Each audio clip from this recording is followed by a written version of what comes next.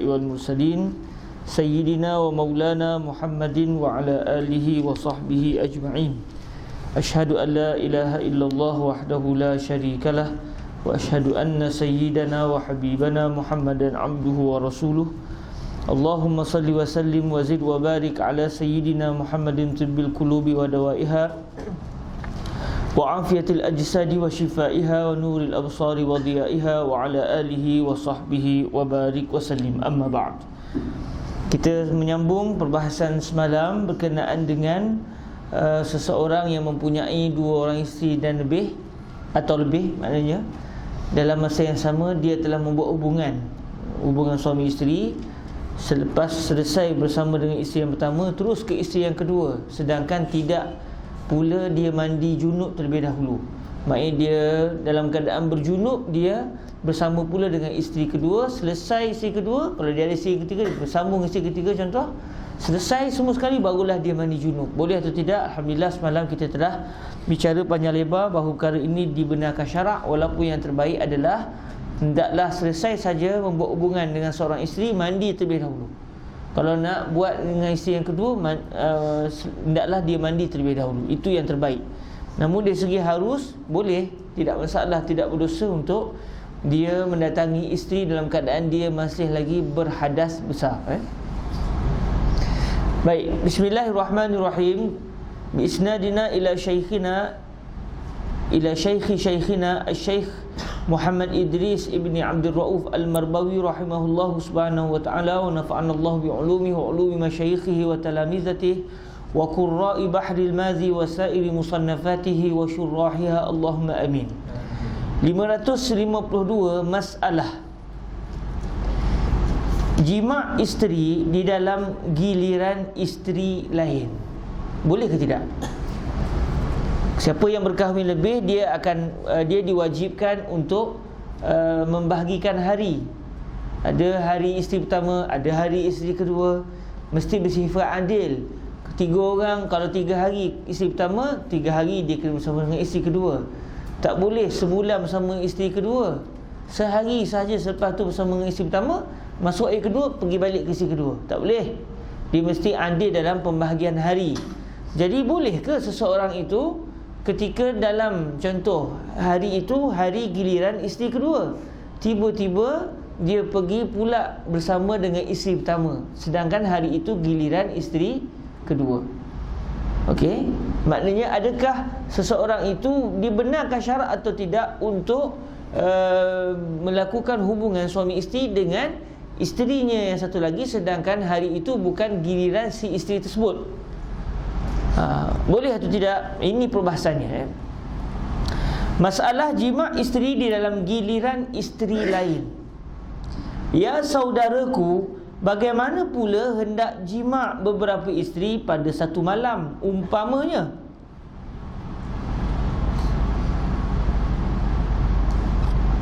dalam buku kita tulis umpamanya, umpamanya. Yang dimasukkan di sini adalah umpamanya, insya-Allah. Saya tak pasti sama ada memang istilah orang dulu umpamanya ataupun tertinggal huruf mim di situ. Tidakkah salah jima' satu isteri yang bernama Khadijah masalan di dalam giliran Fatinah, di dalam giliran Fatinah, isteri kedua nama Fatinah. Tiba-tiba dia bersama pula pada giliran Fatinah, dia tak bersama dengan Fatinah, atau dia bersama dengan Fatinah tadi, selesai bersama dia pergi bersama pula dengan isteri yang bernama Khadijah, dalam keadaan hari itu bukan hari giliran Khadijah. Baik, kata Nawawi radhiyallahu taala anhu di dalam babul qismi bainaz zaujat, bab membahagikan hari di antara para isteri, dan telah ittifaq segala ulama, maksudnya telah sepakat, yang telah bersetuju seluruh para ulama atas bahawasanya harus berkeliling jima' atas segala isteri itu semuanya di dalam saat yang satu dengan redha semuanya. Okey, maka tiada harus yang demikian dengan ketiadaan redha semuanya. Dan adapun berkeliling Nabi jima' isterinya pada malam yang satu, sebagai di dalam hadis pada masalah 550 itu, dengan mandi yang satu pula, maka ialah ditanggungkan atas redha sekalian isterinya, atau dengan redha yang mempunyai giliran, jika ada giliran itu satu. Baik, para hadirin rahmati Allah Subhanahu taala, berlaku khilaf di kalangan para ulama, adakah Nabi SAW diwajibkan untuk membagi hari, atau sepulang Nabi nak tidur di rumah isteri yang mana tak ada kisah. Pendapat yang kuat mengatakan Nabi tidak diwajibkan untuk membahagikan hari. Hari ini hari Sayyidatuna Aisyah, besok hari Sayyidatuna Saudah, tidak disyaratkan. Tetapi bagi kita wajib, sekiranya seseorang itu berkahwin lebih, dia hendaklah memastikan berlaku keadilan dalam pembahagian hari. Jadi pendapat disebut di sini, boleh. Contoh, hari ini giliran isteri pertama, namanya Fatimah. Dia minta izin, wahai Fatimah, boleh tak abang nak pergi ke rumah isteri yang kedua? Minta izin lah. Kita dah bersama dah, yang tu tak bersama lagi. Tengok macam sedih yang kedua tu. Boleh tak kalau kamu izin, saya nak pergi ni? Dia kata tak kisahlah bang, saya dah izinkan. Kita pun dah selesai. Contoh kan.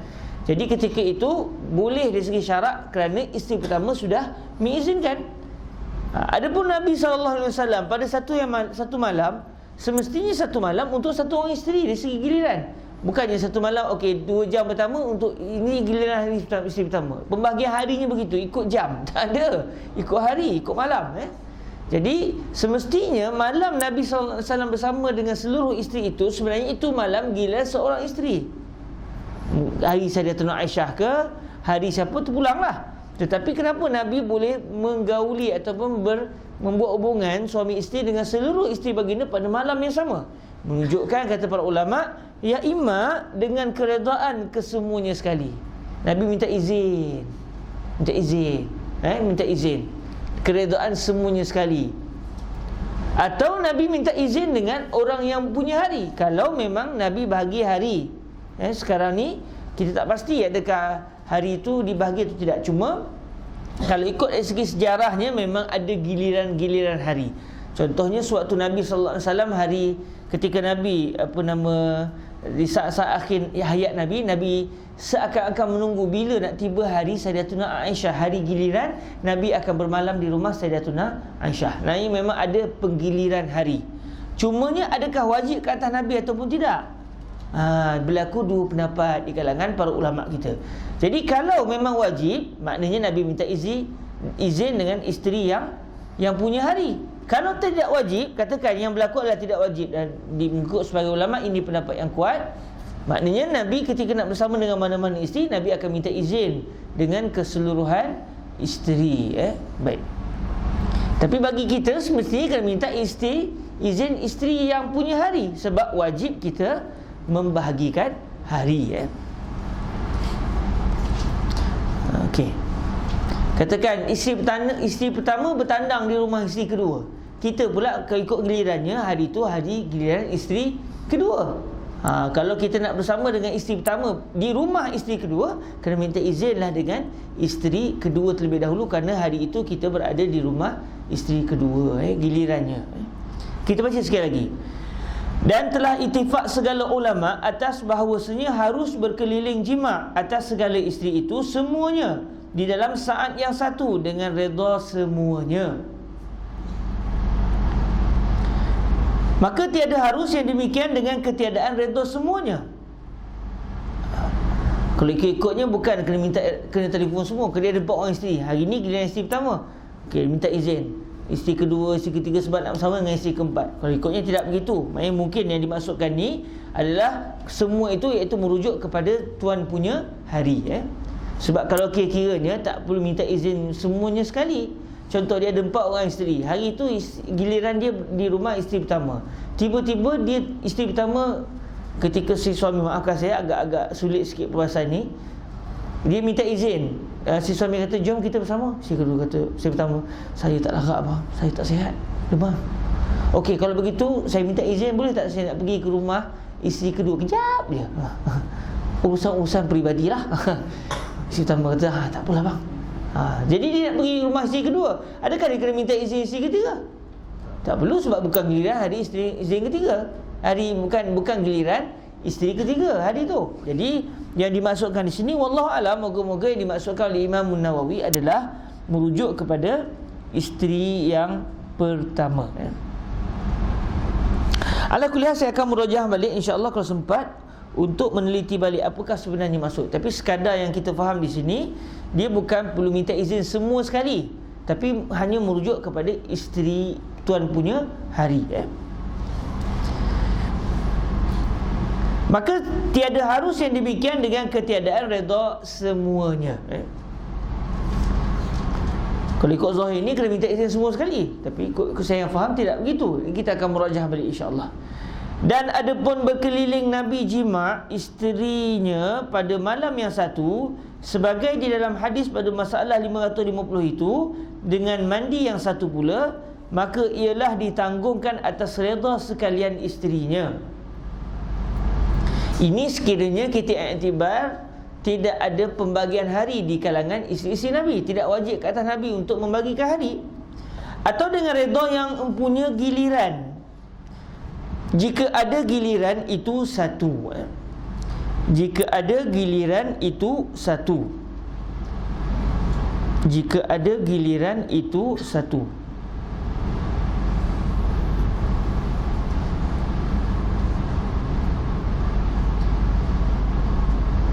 Tak jelas apa yang dimaksudkan giliran itu satu? Siapa yang faham? Ada siapa yang faham?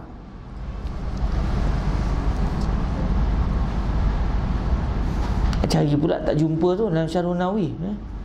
Tak ada siapa lagi nak wakaf kitab Syarhun Nawawi ala Sahih Muslim. Kita sebut lagi insya-Allah. Sebab kalau ada boleh kita buka terus senang. Ni bab kenapa ni? Ni bab kahwin ni kan. Tapi bukan kahwin dengan ahli kitab lah. Tapi kalau kahwin dengan ahli kitab pun kena ikut giliran Tak baik saya kan, minta maaf ya. Jangan marah saya. Sebab dah ramai orang marah saya, minta maaf. Okey. Maka itu takwil berhajat kepadanya oleh orang yang berkata adalah giliran itu wajib atas Rasulullah sallallahu alaihi wasallam selama-lamanya sebagaimana wajib atas kita. Maksudnya kalau memang Nabi itu wajib, diwajibkan oleh Allah ke atas Nabi untuk membagikan hari, maknanya mestilah kena minta izin isteri yang punya hari. Tapi kalau tidak, tak perlulah untuk minta izin dengan isteri tertentu. Okey? Kerana tidak ada pembahagian hari. Dan ada pun yang mengatakan tiada wajib giliran atasnya, maka tiada berhajat kepada takwil, bahkan memperbuat ia sekehendak hatinya. Tak perlulah. Kerana tidak ada hari giliran. Ikut Nabi lah nak ke mana, nak bersama dengan siapa, cuma bermalam di rumah sesiapa itu. Kalau nisbah pada kita, wajib bermalam di rumah isteri yang punya giliran. Sebab ke atas kita pula selaku umat Rasulullah yang berkahwin lebih, wajib untuk kita membahagikan 3 hari ke rumah isteri pertama, 3 harilah ke rumah isteri kedua. Kalau tidak, kita telah melakukan satu dosa sebab tidak berlaku adil. Banyak orang sonok nak kahwin lebih tetapi tidak adil. Jiran saya sebagai contoh, isteri jiran saya, suami tak adil. Dia kahwin dengan isteri muda, ditinggal tunggu isteri pertama. Kalau dia cerai tak apa, dia tak cerai. Akhirnya si isteri pertama itulah terpaksa ambil upah mengurut orang untuk membesarkan anak-anak. Ni sampai si isteri kata tak apalah, nanti dia ke akhirat nanti orang semua tengok dia sengit. Tahu pula tu acik tu ya. Memang adalah hadir orang yang tidak adil, dia akan sengit, dia akan berjalan sengit di akhirat nanti. Dia punya bahu begitu berjalan. Orang tahu tak adil. Sampailah si isteri tu meninggal. Sampai isteri tu meninggal, si isteri lah yang membesarkan anak-anak. Jiran sebelah rumah saya. Wali'azubillah min zalik. Jadi kalau siapa yang nak kahwin dua tu kena ingat. Kahwin dua ingat. Adapun saya cukuplah dengan isteri pertama. Setelah melihat betapa susahnya isteri menjaga anak-anak. Tak payahlah. Sayu hati. Tapi Ustaz Azul sayu-sayu juga tapi sayu Ustaz Azul lain. Ustaz Azul tak ada kan? Tak apa. Kalau ada kita bincang benda lain. Okey. Dan ada pun yang mengatakan tiada wajib giliran atasnya, iaitu atas Nabi SAW, maka tiada berhajat kepada takwil, bahkan memperbuat ia sekehendak hatinya. Dan ini khilaf pada wajib giliran itu. Ada dua wajah bagi ashab kita, wallahu a'lam. Dan di dalam Al-Qastallani ada tersebut tanggungan lain lagi. Tanggungan ni maksud dia ihtimal. Sebab Nabi macam mana satu malam tiba-tiba boleh berpindah berseorang isteri ke seorang isteri. Jadi macam mana tak perlu ada minta izin ke? Itu yang mungkin begini, mungkin begini, mungkin begini. Itu yang dinamakan sebagai tanggungan. Nahmilu hadzal fi'la ala kaza wa kaza wa kaza. Cuma Syekh Idris menterjemahkan kalimah nahmil tu kepada tanggungan, ditanggung. Mungkin Nabi buat begini kerana begini, mungkin kerana begini kerana begini. Jadi kalau dalam kitab Imam Al-Qastallani ada lagi kemungkinan-kemungkinan lain yang beliau datangkan dalam kitab beliau. Biasa ziarah Imam Al-Qastallani, sahabat baru. Imam Al-Qastallani dikebumikan bersama dengan guru beliau Badruddin Al-Aini. Di mana kuburnya? Kalau sahabat pergi ke Al-Azhar Al-Sharif, nak pergi ke Masjid Azhar daripada belakang, ikut jalan belakang tu, bukan ikut depan Mustashfa Sayyidina Husin tu, bukan tepi jalan besar, ikut daripada belakang Mustashfa tu, jalan street tepi-tepi tu. Nanti kita akan jumpa lah orang jual-jual macam-macam tu. Kita akan lalu satu bangunan, iaitu Madrasatul Aini. Dalam Madrasatul Aini tu ada kubur Syekh Idris, ada kubur Imam Al-Qastallani dan juga guru beliau Badruddin Al-Aini.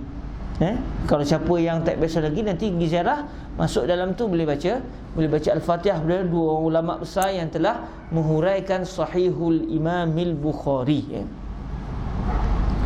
Imam Badruddin Aini kitabnya Umdatul Qari, manakala Al-Imam Al-Qastallani kitabnya Irsyadus Sari. Kedua-duanya menghuraikan Sahihul Bukhari. Imam Badruddin Al-Aini sezaman dengan Imam Ibn Hajar Al-Asqalani yang turut juga menghuraikan Sahihul Bukhari dengan kitab yang makruf, yang semua kita maklum. Apa nama kitabnya? Fathul Bari. Baik, kita masuk pada hadis yang seterusnya. Hadis yang ke-120, bi isnadina ila sayyidina al-Imam Tirmizi bi sanadihi an Abi Sa'id al-Khudri radhiyallahu ta'ala anhu anin Nabi sallallahu alaihi wa alihi wasallam qala idza ata ahadukum ahlah thumma arada an ya'uda falyatawadda bainahuma wudu'a hasanun sahih. Daripada Abi Sa'id Al-Khudri radhiyallahu ta'ala anhu, daripada Nabi sallallahu alaihi wasallam sabdanya, apabila jima' seorang daripada kamu akan ahlinya, iaitu isterinya, kemudian hendak kembali ia, iaitu dia dah selesai, dia berehat sekejap, nak sekali lagi lah, boleh, tak ada masalah. Tapi biasanya orang kebiasaan lepas selesai dia tidak akan mampu, dia letih. Tapi katakan dia ada kekuatan, maka ketika itu dia nak kembali semula, iaitu nak melakukan hubungan itu sekali lagi, sedangkan tadi dah selesai. Maka ambillah wudu antara keduanya akan sebagai wudu. Falyatawadda bainahuma wudu'an. Ambillah wudu antara keduanya akan sebagai wudu, iaitu hendaklah dia berwudu, wudu yang sempurna macam dia nak wudu nak mendirikan solat. Hadis ini berstatus hasan sahih. Kalimah wudu dalam bahasa Arab bermaksud basuh. Sebab tu kadang-kadang falyatawadda itu adakah maksudnya hendaklah dia membasuh atau maksud berwudu yang kita faham. Kadang-kadang dia akan jadi khilaf dalam masalah itu. Adakah berwudu di sini maksud dia berwudu dengan wudu yang sempurna macam yang kita faham, atau adakah wudu itu dari segi bahasa, iaitu basuh kemaluan. Wallahu alam. Tapi dalam mazhab kita yang difahami adalah berwudu dengan wudu seperti ingin mendirikan solat. Babu ma jaa idza arada an ya'uda tawaddaa. 553, bab yang telah datang ia pada menyatakan apabila menghendaki seseorang akan kembali jima' mengambil wudu ia, iaitu mengambil wudu terlebih dahulu sebelum dia nak bersama untuk kali kedua. Ketahuilah kiranya ya saudaraku, inilah ia hadis yang dikeluarkan oleh Tirmizi akan sunat berwudu apabila hendak mengulangi jima' isteri. Maaflah kawan-kawan ramai tak kahwin tapi tajuk kita sensor. Jangan bayang-bayang lah. Tak perlu bayang. Pegang je masalah ni. Nanti dah kahwin nanti baca balik. Jangan dibaca di rumah perak.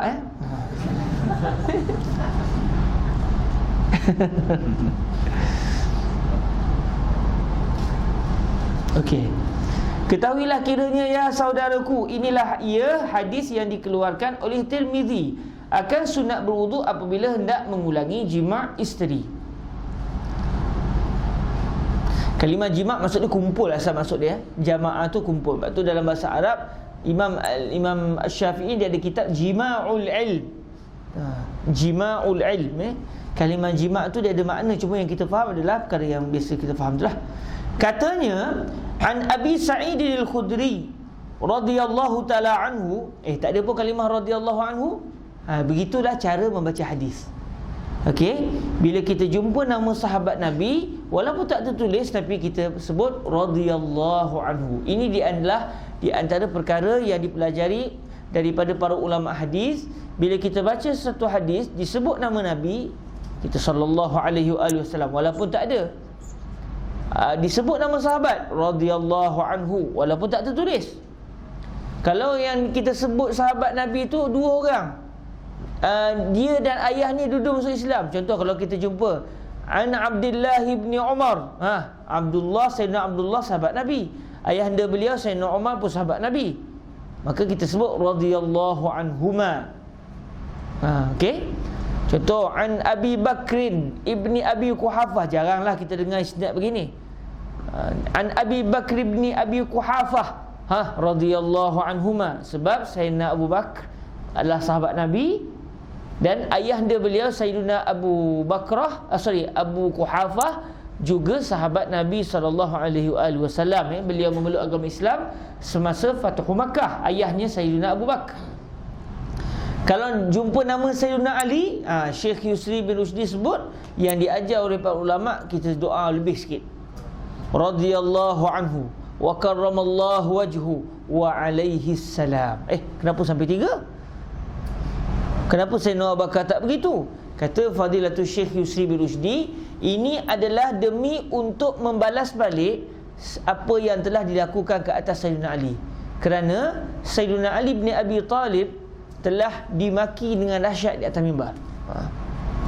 Telah dimaki, telah dikeji, telah dilaknat dengan begitu dahsyat di atas mimbar khutbah Jumaat satu ketika dahulu, bermula pada zaman Bani Umayyah sampailah pada zaman Bani Abbasiyah.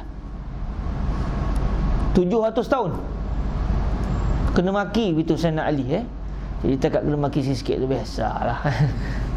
Belum orang maki atas mimbar lagi kan, biasa. 700 tahun dilaknat kerana ketika itu pemimpin jahat, buat zalim dengan rakyat, bunuh habis orang. Bukan takat tu, bahkan maki pula Sayyidina Ali sebab mereka tak nak rakyat rapat dengan Ahlul Bait, rapat dengan ahli keluarga Nabi yang bersambung nasab dengan Sayyidina Ali. Sebab ahli keluarga Nabi ni orang baik, orang soleh, ulama pun ramai. Nanti mereka takut nanti rakyat akan fikir daripada lantik puak-puak jahat ni, lebih baik kita lantik ni sahabat-sahabat ahli keluarga Rasulullah yang berzuriat, zuriat Nabi, zuriat Sayyidina Ali, zuriat Sayyidatina Fatimah, dia orang lagi layak jadi pemimpin. Maka demi untuk mencantas perkara tersebut, pemimpin zalim daripada kerajaan Bani Umayyah dan juga Bani Abbasiyah, mereka membunuh Ahlul Bait. Mereka cari Ahlul Bait Nabi, mana-mana yang mereka jumpa mereka nak bunuh. Ada yang dibunuh Sayyidina Al-Husain dibunuh, anak Sayyidina Ali Zainal Abidin, Sayyidina Hasan, ada kepala beliau juga dikebumikan di Kahirah. Sayyidina Hasan bin Sayyidina Ali Zainal Abidin bin Sayyidina Husain bin Sayyidina Fatimah binti Rasulullah sallallahu alaihi wasallam. Sayyidina Hasan itu bukan Sayyidina Hasan, Sayyidina Zaid yang akhirnya Syiah mengiktibar ni salah seorang ulama besar Syiah Zaidiyah. Sayyidina Zaid itu anak kepada Sayyidina Ali Zainal Abidin. Sayyidina Ali Zainal Abidin anak kepada Sayyidina Husain. Sayyidina Husain kena bunuh, anaknya Sayyidina Ali, Zainal Abidin pun kena bunuh. Datuk kena bunuh, cucu pun kena bunuh. Bukan takat datuk kena bunuh, cucu kena bunuh, moyang pun kena bunuh. Itu Sayyidina Ali bin Abi Talib pun juga dibunuh. Bayangkan dahsyat tak dahsyat jadi mereka bunuh ahli keluarga Nabi. Dalam masa yang sama mereka juga akan melaknat Sayyidina Ali untuk menimbulkan kebencian masyarakat kepada Sayyidina Ali. Sedangkan Sayyidina Ali sahabat Nabi. Antara yang syahid orang panggil syahid Sayyidina Ali ni adalah antaranya Al-Imam Ibnu Majah. Bila orang tanya kepada Sayyidina Imam Ibnu Majah, cuba sebut manaqib, hadis-hadis yang menunjukkan kelebihan Sayyidina Ali, maka Sayyidina Ibnu Majah pun datangkan banyak. Jadi geng-geng ni kata tak boleh jadi ni. Okey, cuba pula sebut apakah hadis Nabi yang menceritakan kelebihan Sayyidina Muawiyah, maka Sayyidina Ibnu Majah kata saya tak jumpa. Bukan nak maki Sayyidina Muawiyah, tapi ialah banding antara dua sahabat Nabi ni, dua sahabat Nabi, tetapi semestinya Sayyidina Ali lebih tinggi darjatnya berbanding dengan Sayyidina Muawiyah. Jadi apabila Sayyidina Ibnu Majah beliau datangkan satu hadis mencerita, tapi hadis itu sebenarnya bukan berbentuk pujian kepada Sayyidina Muawiyah. Akhirnya orang marah, orang pukul Sayyidina Ibnu Majah, pukul dahsyat ni. Dalam keadaan beliau ketika itu sudah tua Lantas beliau yang uzur dipukul begitu teruk. Beliau minta tolong bawa ke Mekah, sebab beliau nampak beliau akan meninggal dunia. Akhirnya meninggal dunia, dikubumikan di antara Safa dan Marwah. Di mana kuburnya Wallahualam. Ya imam telah dipindahkan setelah dibuat pembesaran Masjidil Haram, Wallahualam, ataupun memang dikebumikan tapi kita dah tak tahu sebab dah berlalu zaman lama. Tapi kalau ikut sejarah, Sayyidina Ibnu Majah, pengarang Sunan Ibnu Majah itu dikebumikan di antara Safa dan Marwah. Kenapa dia meninggal dunia? Kena pukul oleh geng-geng yang mereka mempunyai rasa cinta pada Sayyidina Muawiyah, tapi dalam masa sama mereka membenci pula Sayyidina Ali bin Abi Talib karamallahu wajhahu alaihi salam wa radhiyallahu taala anhu warḍah. Alhamdulillah, kita Ahlussunnah, kita sayang semua ahli keluarga Nabi. Kita sayang semua sahabat Nabi. Sayyidina Muawiyah juga sahabat Nabi. Kita semua sayang sahabat Nabi. Alhamdulillah. Jadi itu cerita zaman-zaman dulu. Zalim, bunuh orang, bunuh ahli keluarga Nabi, dan juga mereka juga melaknat dan memaki Sayyidina Ali di atas mimbar. Subhanallah. Tak termasuklah Sayyidina Muawiyah. Sayyidina Muawiyah tak adalah laknat Sayyidina Ali. Tak termasuklah Sayyidina Umar Ibn Abdul Aziz, tak termasuk. Tapi kebanyakan pemimpin ketika itu mereka melaknat Sayyidina Ali bin Abi Talib karamallahu wajhah di atas mimbar. Jadi kata Syekh Husri, demi kerana Sayyidina Ali ini telah dimaki dengan begitu dahsyat secara khusus, maka kita balas balik dengan kita berdoa lebih kepada Sayyidina Ali. Walaupun dari segi martabat Sayyidina Abu Bakar lebih tinggi martabat berbanding dengan Sayyidina Ali. Sayyidina Abu Bakar, kemudian Sayyidina Umar, kemudian Sayyidina Osman, Sayyidina Ali jatuh nombor 4. Tapi oleh kerana ada kisah, iaitu Sayyidina Ali teruk dimaki dengan begitu dahsyat, jadi kita nak buktikan kepada Allah Ta'ala yang kita ni sayang kepada Sayyidina Ali, kita doa lebih. Ini adab ulama-ulama Azhar dulu. Dia sebut nama Sayyidina Ali karramallahu wajhah wa alaihi salam wa radhiyallahu anhu. Tapi mari lepas tu orang bila kita baca itu kata, ni dah terkesan Syiah. Alaihi salam lagi alaihi salam. Kalau kita baca dalam kitab-kitab hadis, berlambak je kalimah alaihi salam kepada Sayyidina Ali. Dalam Sahih Bukhari ada, dalam Sunan Abi Daud ada. Sebenarnya benda tu benda biasa, cuma kadang-kadang diisukan. Jadi bila kita baca nama sahabat Nabi, kita jumpa, kita doakan. Baik, an Abi Sa'id al-Khudri radhiyallahu ta'ala anhu, anin Nabi sallallahu alaihi wa alihi wasallam qala, "Idza ata ahadukum ahlah thumma arada an ya'ud falyatawadda bainahuma wudu'a." Diriwayatkan daripada Abi Sa'id Al-Khudri radhiyallahu anhu. Tengok Syekh Al-Marbawi dalam hadis tak ada pun kalimah radhiyallahu anhu, tapi ketika beliau menterjemah, beliau datangkan kalimah radhiyallahu anhu. Kenapa? Kerana beliau adalah seorang yang menuntut ilmu dan mengetahui istilah dan juga gaya ataupun adab yang digunakan oleh ulama-ulama hadis di dalam membaca hadis Rasulullah sallallahu alaihi wa alihi wasallam. Diriwayatkan daripada Abi Sa'id Al-Khudri radhiyallahu anhu daripada Nabi sallallahu alaihi wasallam sabdanya, apabila sudah jima' seorang daripada kamu akan ahlinya, iaitu isterinya atau jariahnya, hamba perempuan. Kalau zaman dulu ada hamba perempuan, zaman sekarang dah tak ada. Jangan pula pergi rompak anak orang, ni hamba saya. Jangan. Tak boleh. Dia bukan begitu. Kemudian hendak mengulang jima' lagi, maka hendaklah mengambil wuduk antara keduanya. Kata Abu Isa, dan pada bab ini ada riwayat daripada Umar bin Al-Khattab radhiyallahu taala anhu.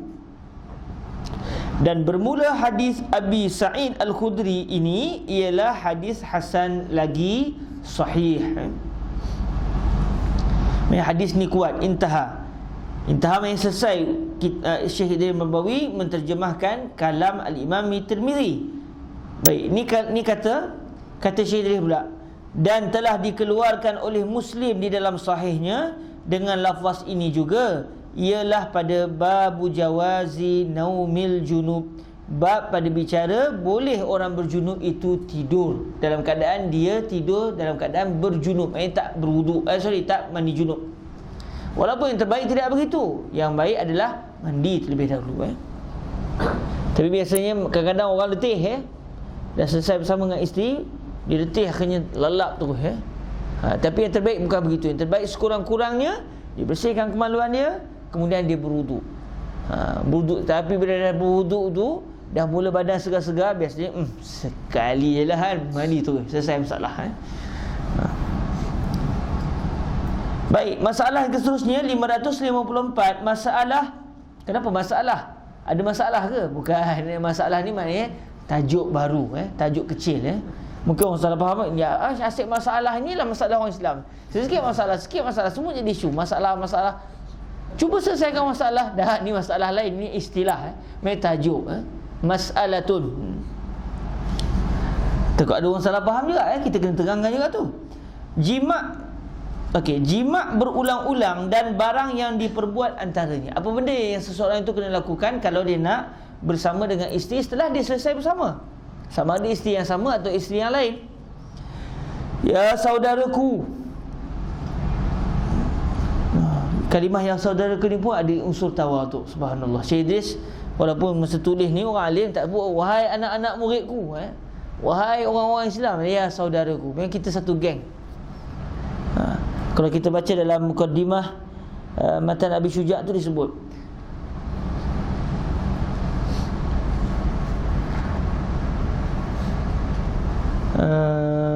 Bismillahirrahmanirrahim.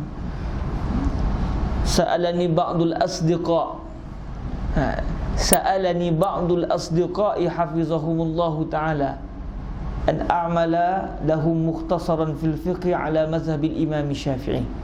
Sa'alani ba'dul asdiqa, sebahagian sahabat-sahabat saya minta dengan saya. Kata Syekh Syekh Said bin Saltu ketika huraikan matan ni dulu di Masjid Az-Zahar, kata beliau asdiqa itu bukan asdiqa sebenarnya, anak murid yang minta tolong. Akhirnya tuan guru pakat tulis, tapi beliau tak tulis pun sa'alani ba'du talamizati, sebab inilah dipanggil dalam tasawuf hadmun nafs. Kita hancur leburkan jiwa kita. Jangan bajet ngaji lama, alim lah tu. Orang nak anggap kita alim tu lantak orang lah. Tapi kita sendiri jangan bajet. Ni budak-budak tak reti belaka semua ni. Tengok muka mula buntal ni kan. Mesti tak reti apa. Aku yang alim. Betul aku baca kitab. Jangan. Kebetulannya saya hidup lama, jadi banyak benda sikit tahu sikit, itu je bendanya. Tapi kalau kita lahir satu tahun sama, jadi kita akan sama-sama akan sama-sama belajar. Masalah sahabat-sahabat lah keluar lambat kan, saya keluar awal. Jadi sebenarnya sa'alani ba'dul asdiqa itu nilainya tasawufnya tinggi. Sebab tu orang mengaji, orang belajar, dia tidak boleh ada dalam perasaan hati dia, dialah segala-galanya, dialah hebat, dialah itu, dialah ini. Jangan. Dia kena ada perasaan kita ni sama. Setiap orang dia ada nikmat. Walaupun dia punya nikmat, jangan anggap dia itu adalah segala-galanya. Hadmun nafs. Hadmun nafs, menghancur leburkan perasaan hati dan juga perasaan diri yang mengatakan dia itu adalah hebat. Sebab ada juga masalah orang mengaji ni. Dia mengaji, dia tengok orang tak mengaji, tak erti mengaji, aku bagus. Betul lah kawan tu tak mengaji, kawan tu pemalas contoh. Memanglah kita tak suka sikap malas tu, tapi jangan ada jiwa kita ni orang tak erti, Aku lagi alim. Ada. Kita tak suka dengan dia, tapi kena ingat kalau Allah nak bagi hidayah pada dia, dia rajin, lepas tu dia boleh tukar tu alim pada kita lagi. Cuma kita tak suka sikap pemalas, kaki tidur, itu kita tak suka. Tapi dalam masa yang sama, jangan pula kita kata kami ni geng-geng talaki. Ni lain pula cakap kan. Kami ni geng-geng talaki, ni geng-geng mengarut belakang ni. Tak boleh begitu. Walaupun kita belajar, walaupun kita alhamdulillah Allah rezekikan kita menuntut ilmu, ada semangat, tetapi yang bagi nikmat tu siapa? Tuhan. Bukan kita sendiri yang mencipta nikmat tu. Allah yang menggerakkan hati kita. Maka bersyukur pada Allah di atas nikmat yang Tuhan izinkan kepada kita. Dalam masa yang sama, kita juga tidak suka dengan sikap-sikap yang tidak baik. Pun begitu, jangan dalam hati kita ada perasaan mengarut ni tak boleh buat apa, akulah segala-galanya. Dia tak boleh begitu. Kita, orang mengaji ni dia kena unsur tawaduk. Dia kena ada unsur tawaduk.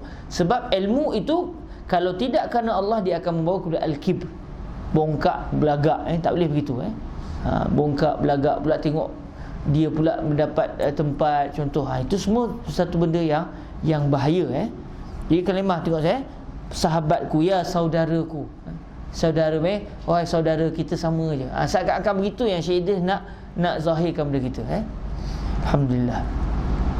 So lepas ni tak payah mengaji ke? Janganlah begitu, ngajilah.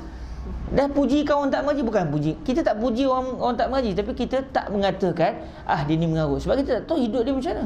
Entah Allah bagi dia hidayah, berubah dia jadi orang alim lebih daripada kita lagi. Ada satu kisah ni, Masjid Al-Azhar, Syekh Allahumma salli ala sayyidina Rasulillah, Allah, pengarang kitab Samarus Suman, bukan Simarul Yawani, Syarah Jamul Jawami', Syekh Khalid Al-Azhari, pengarang besar dalam ilmu Nahu, Syekh Khalid Al-Azhari. Beliau ada kitab usul fiqh beliau sendiri, syarah pada Jamul Jawami'. Nama kitab tu As-Simarul Yawani', Syarhu Jam'il Jawami'.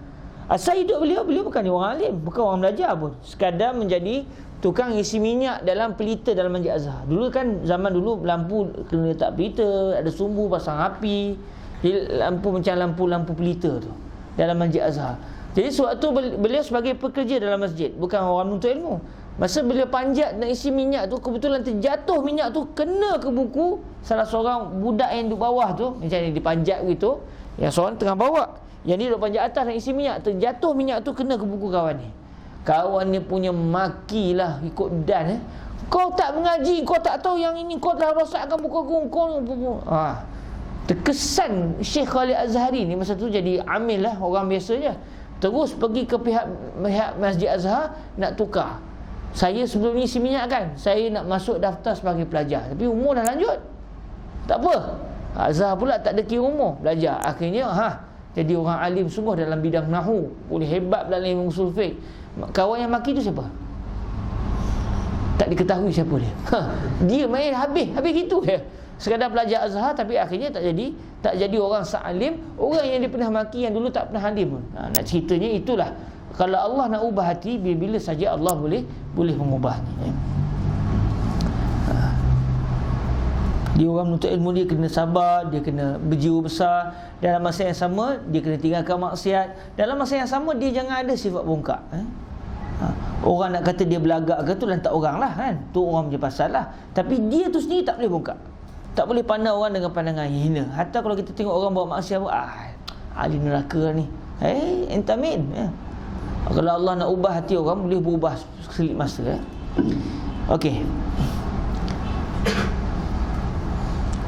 Ya saudaraku, apabila hendak berulang jima' isteri, maka jangan lupa atau meninggalkan suruh Nabi yang di atas itu, yakni sebagai suruhnya di dalam masalah 553, iaitu kena berwuduk terlebih dahulu alal aqal.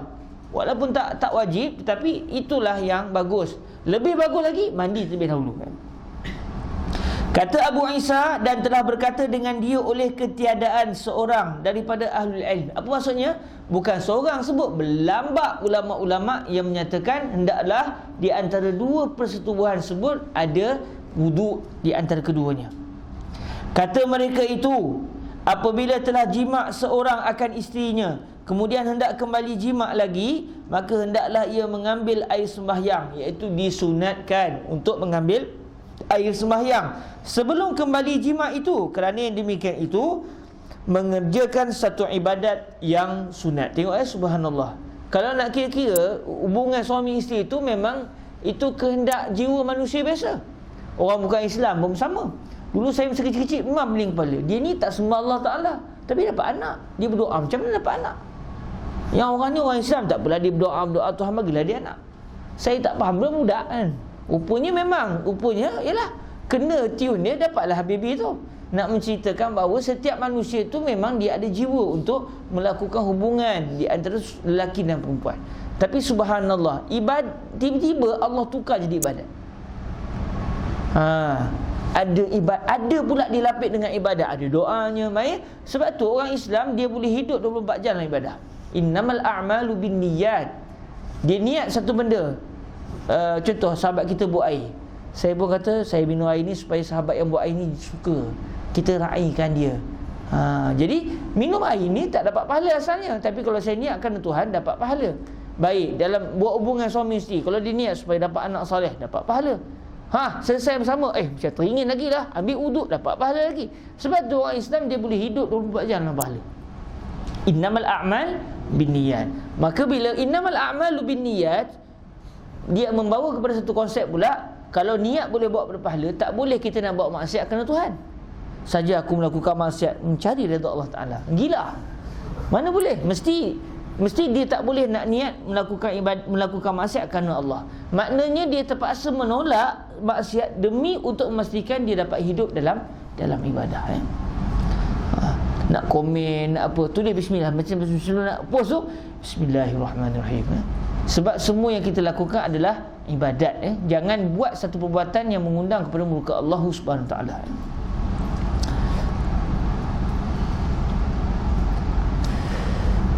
Baik.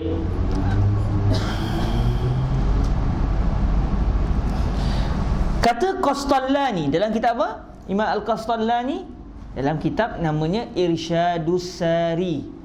Irsyadus Sari syarah kepada Sahihul Bukhari, di mana makamnya di belakang Masjid Al-Azhar Al-Sharif. Lepas ni boleh ikut jalan belakang, sambil-sambil tu perhati mana dia Madrasah Al-Aini. Dia ada satu bangunan. Petang-petang tu orang Arab buat minum shisha tepi-tepi tu. Dayang betul makam ulama tu. Kalau ikut dalam yang disebut oleh siapa Syekh Ali Jumaah, kalau saya tak silap, Syekh Ali Jumaah kata dikebumikan atas. Maknanya dia kalau ikut di makam tu, dia ada dua makam sebelah-sebelah. Tapi kalau ikut yang diceritakan oleh Syekh Ali Jumaah, dan kalau saya tak silap, saya juga dengar daripada Syekh Husain bin Rushdi Al-Hasani, dikebumikan atas-atas. Setelah dikebumikan Imam Badruddin Al-Aini, memang beliau lah meninggal dulu sebab beliau guru. Tak lama lepas tu bila meninggal Imam Al-Qastallani, digali kubur, tetapi tak digali sampai ke bawah tu, digali dan dikebumikan pula di atas Imam Al-Qastallani, Imam Badruddin Al-Aini. Dia panggil saya fuq ala fuq. Ala fuq dikebumikan atas begitu.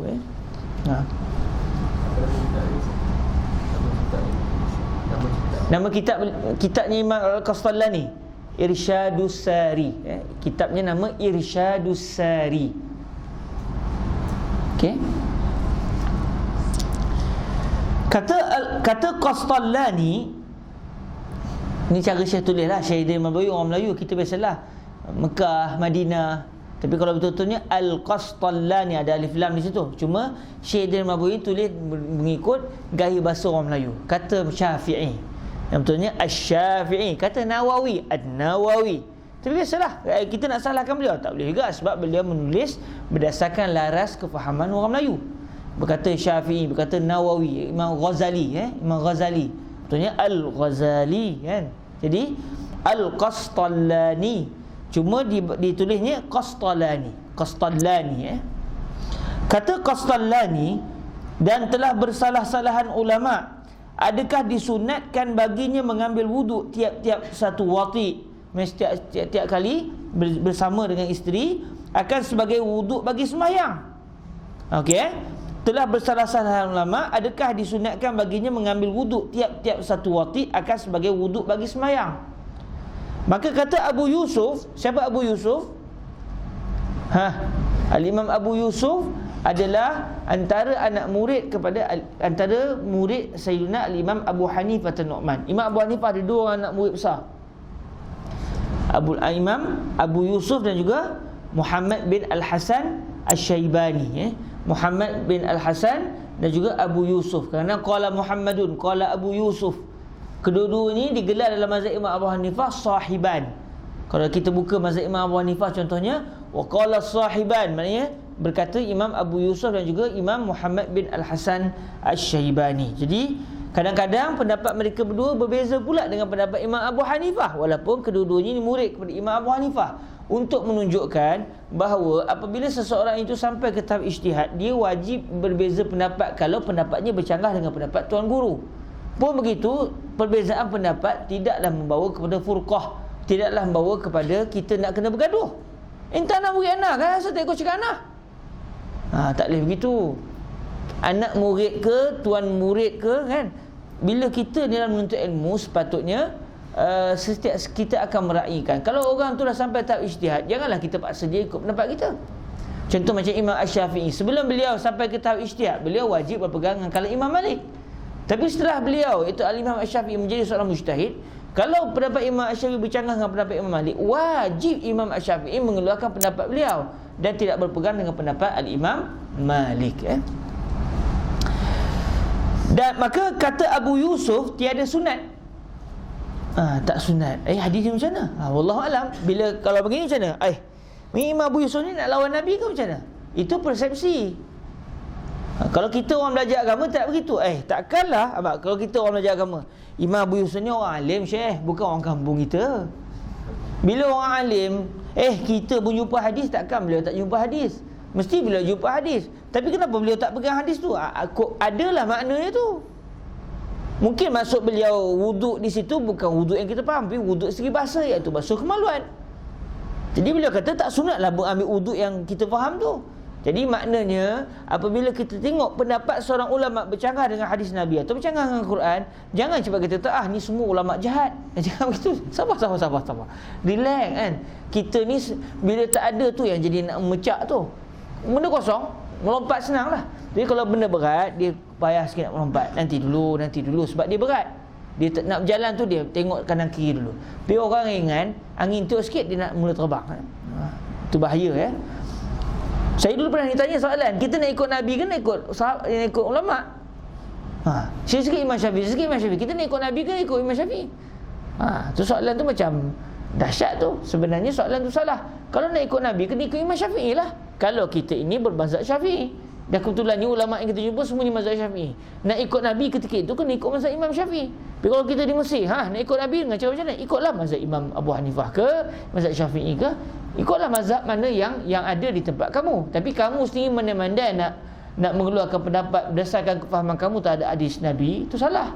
Sebab yang berhak mengeluarkan pendapat daripada hadis Rasulullah hanyalah orang yang ada autoriti, ataupun dalam istilah usulul fiqhnya disebut al-mujtahid. Al-mujtahid. Okey. Maka kata Abu Yusuf tiada sunat, dan kata jumhur sunat, dan kata jumhur para ulama kata sunat, dan telah ditanggung akan dia oleh setengah ulama atas wuduk lughawi. Alhamdulillah. Saya agak-agak je tadi, rupanya memang disebut di sini. Alimnya tak baca pun boleh sama. Tu nak belagak lah tu. Tak apalah, tu pulang sahabat kata apa kan. Tapi memang begitu. Sebab kita dah biasa baca sebelum ni, memang kadang-kadang kalimah wuduk tu memang kadang-kadang berlaku khilaf. Sebab ada orang faham wuduk ini wuduk dari segi bahasa, ada orang faham wuduk ni wuduk dari segi syarak. Baik, dalam bahasa usul fiqh boleh bincang, kalaulah kalimah itu ada dua makna, satu makna lughawi, satu makna syar'i, kita nak pegang yang mana? Berlaku khilaf di kalangan ulama. Jadi khilaf dari segi usul itulah menyebabkan mereka berbeza dari segi perbahasan fiqh. Dan telah ditanggung akan dia oleh setengah ulama atas wuduk lughawi, maka membasuh ia akan farajnya. Dan telah berjalan Ibnu Habib dan al-Zahiriyah, iaitu pendapat satu mazhab al-Zahiriyah kepada wajib, iaitu wajib berwuduk. Ini wajib terus sebab dia kata Nabi suruh. Okey, kerana hadis dalam masalah 553 itu. Begitu mazhab kita tak pegang begitu, kerana ada dalil yang menunjukkan tidak wajib berwuduk. Okey, satu lagi masalah, malam masih muda kan. Lagipun kita akan berhenti pukul 10.30 untuk bagi ruang sahabat-sahabat bergembira di bawah kan. Jangan balik terus makruh balik terus makruh segi bahasa makruh indi dia kena duduk bawah dulu, minum air dulu minta nasi ayam crispy kan. Belanja saya pula contoh kan. Orang yang dizalimi kan doanya makbul kan. Ya Allah Baik, kita masuk satu bab lagi Okey. Babu ma jaa iza uqimatis salatu wa wajada ahadukum al-khala falyabda bil khala. Sekali lagi. Babu ma jaa iza uqimatis salatu wa wajada ahadukumul khala falyabda bil khala. Kita baca hadis itu terlebih dahulu. Hadis 121 bi isnadina an Abdullah ibn al-Arqam radhiyallahu ta'ala anhu qala uqimatis salatu fa akhadha bi yadi rajulin faqaddamahu wa kana imama qaumihi wa qala sami'tu Rasulullah sallallahu alaihi wa alihi wasallam yaqul idza uqimatis salatu wa wajada ahadukumul khala falyabda bil khala. Hasanun sahih. Daripada Abdullah ibnul Arqam, katanya qomat. Senang je saya terjemah qomat.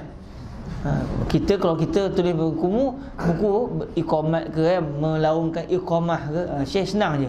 Qomat qomat orang yang sembahyang. Seorang dah qomat, Allahu akbar Allahu akbar asyhadu la ilaha illallah, tengah-tengah qomat tu katanya qomat orang akan sembahyang, maka mengambil ia. Okey, daripada Sayyidina Abdullah bin Al-Arqam katanya qomat orang akan sembahyang, maka mengambil ia. Siapa yang mengambil ni? Sayyidina Abdullah bin Al-Arqam. Maka mengambil ia dengan tangan seorang laki-laki. Dia ambil tangan orang lelaki, dia pegang, dia tarik ke depan. Sedangkan Sayyidina Abdullah bin Al-Arqam itu adalah imam bagi kaum dia, patut dia jadi imam. Tiba-tiba hari itu sedang qomat, dia pegang tangan seorang, bawa dia tolak ke depan untuk jadi imam, sedangkan dia pula tak jadi imam. Sedangkan sebelum ini memang beliaulah yang akan menjadi imam solat. Mengambil ia dengan tangan seorang laki-laki, maka di kehadapannya akan dia. Ditolak kawan tadi ke depan, ditarik sahabat Nabi ni pegang tangan satu orang, ditarik dia orang tu ke depan. Dan adalah ia imam kaumnya. Siapa ia tu? Sayyidina Abdullah bin Al-Arqam. Dan katanya, siapa yang berkata? Sayyidina Abdullah bin Al-Arqam, telah aku dengar Rasulullah sallallahu alaihi wasallam bersabda, ia apabila qomat orang akan sembahyang dan mendapat seorang daripada kamu akan jamban, maknanya sakit perut. Mendapat akan jamban ni benda pula maksud dia sakit perut lah. Emas sakit perut, mana buang air kecil dan mendapat seorang daripada kamu akan jamban, maka hendaklah mula dengan jamban. Maknanya jangan terus sembahyang terkepit-kepit tu. Sembahyang terkepit-kepit jangan. Sebab dia menafikan khusyuk.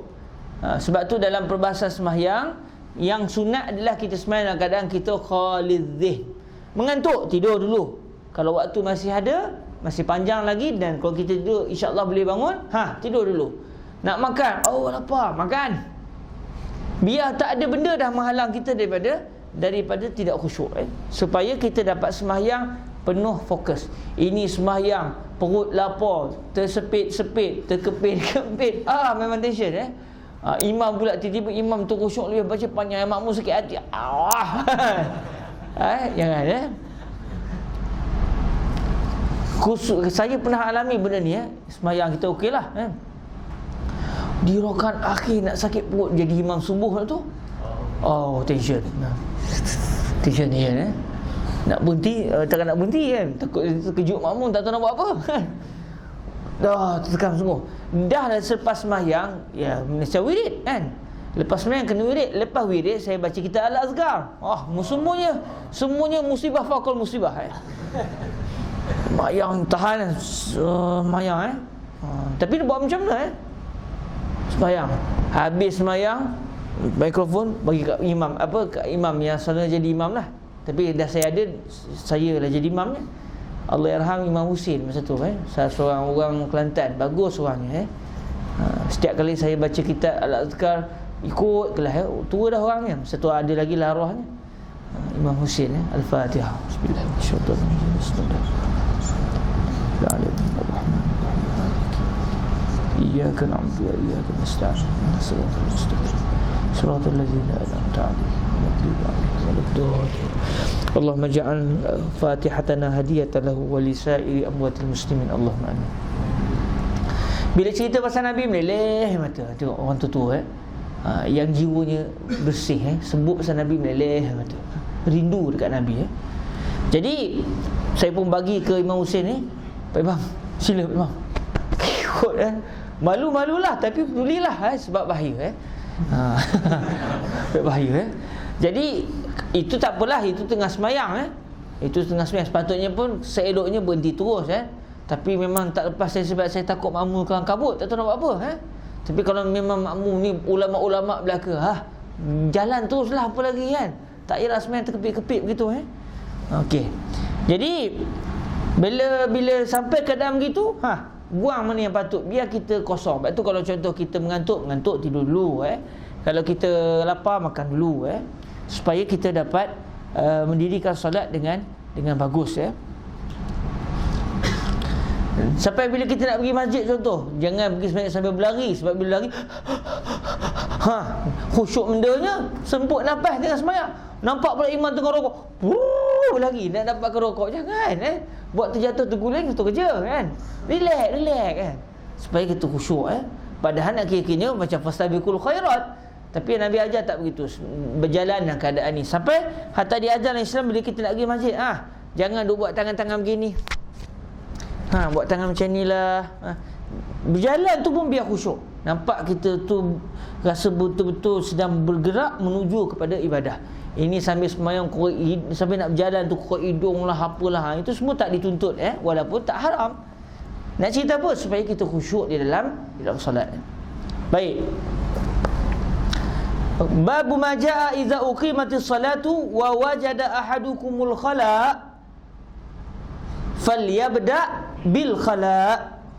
555, bab yang telah datang ia pada menyatakan apabila qamat sembahyang orang, itu orang qamat sembahyang. Tapi biasalah bahasa orang dulu kan, mudah kita pun faham. Apabila qamat sembahyang orang, iaitu qamat akan sembahyang oleh si orang itu kan. Itu punya takdir lah Tapi tak perlulah kita nak takdir dahsyat-dahsyat sangat Faham Dan telah mendapat, yakni datang seorang daripada kamu berasa hendak ke jamban, maka hendaklah dahulukan ke jamban. Nak start semayang, kalau terasa jangan buat pasal musibah nanti kan, musibah.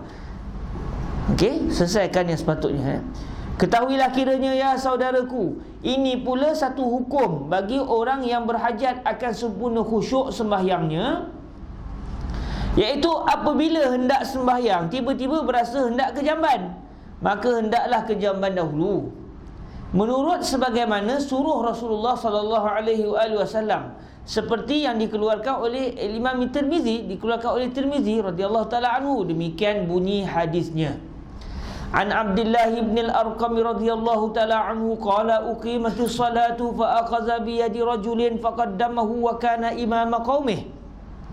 Diriwayatkan daripada Abdullah ibn al-Arqam radhiyallahu anhu, katanya telah qamat orang akan sembahyang dan ianya hendak ke jamban kerana datang rasanya pada waktu itu rasa nak buang air sedangkan orang sedang qamat. maka mengambil ia, yakni memegang. Ga tu tak zahir situ memegang tu maka mengambil ia, yakni memegang ia akan tangan satu orang yang di dalam jamaah yang hendak sembahyang berjamaah di tempatnya itu, maka di kehadapannya, yakni dijadikannya akan dia imam bagi orang-orang ramai, akan jadi ganti ia. Jadi orang yang Sayyidina Abdullah tarik ke depan tu, orang tu yang menjadi pengganti Sayyidina Abdullah bin Al-Arqam sebagai imam ketika itu, kerana ia hendak ke jamban itu.